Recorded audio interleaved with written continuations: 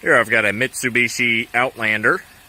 I've been driving this car for 2 weeks, close to a couple thousand miles, and I wanted to make a video about it since I've got all this experience with it now.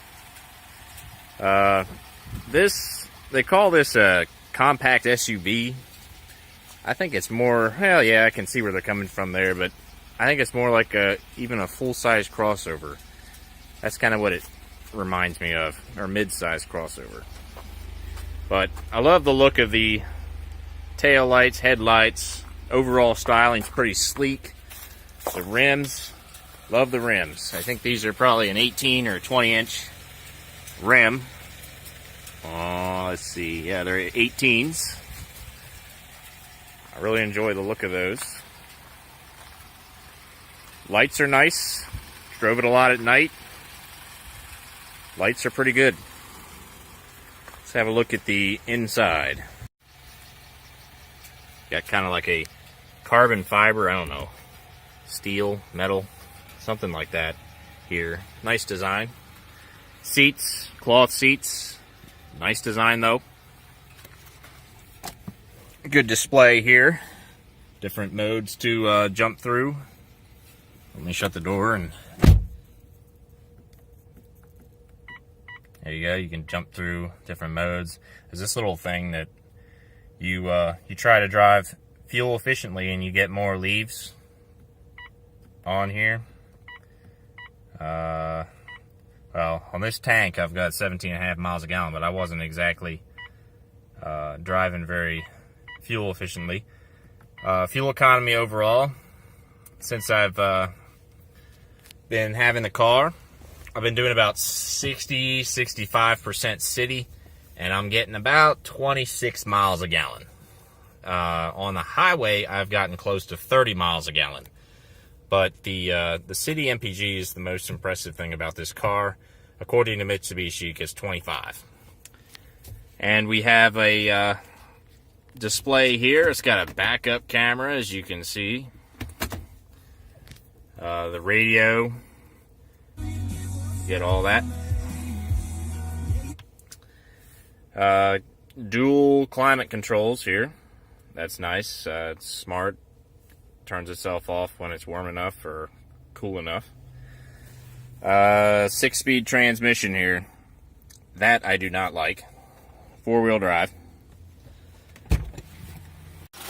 Here's our engine. It's a 2.4 liter 4-cylinder engine. You know, it's got all these plastic covers on like new cars have, but still a nice bit of space under the hood. The engine's a bit sluggish. I think we could use a V6. I also think we could use a manual transmission. Both of which I think are offered on this car. But as for the transmission, it's a 6-speed. It's that continuously variable transmission. And I really don't like the way it drives. It doesn't make any sense. Sometimes it gets stuck in gear. Sometimes it lugs. It's too high of a gear. I don't know what's up with it. I'd rather have the manual transmission for full control in this car. Here's the rear. Good headroom and legroom in the rear. And there is a third row back there that seats can flip up. You can seat 7 people in this car.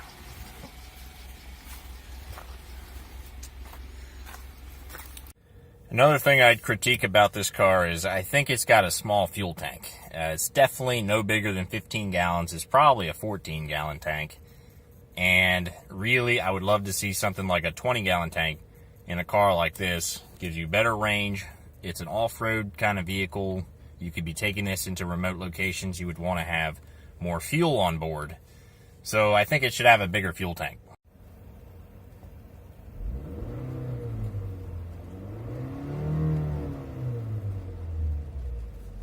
Unlike most new cars, this one actually lets you rev it up as much as you want.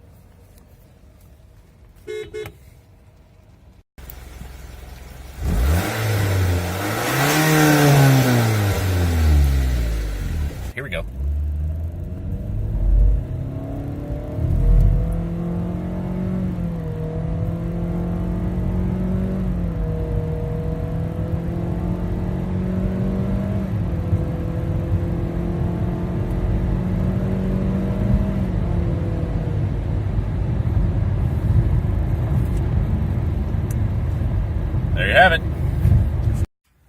overall, I think this is a pretty decent car. You know, I've enjoyed my 2 weeks with it. And, you know, this was, you know, basically a base model car. I'm sure some of the higher trims would be even nicer than this one. But it's a 2018, and that'll do it for me. Have a good one.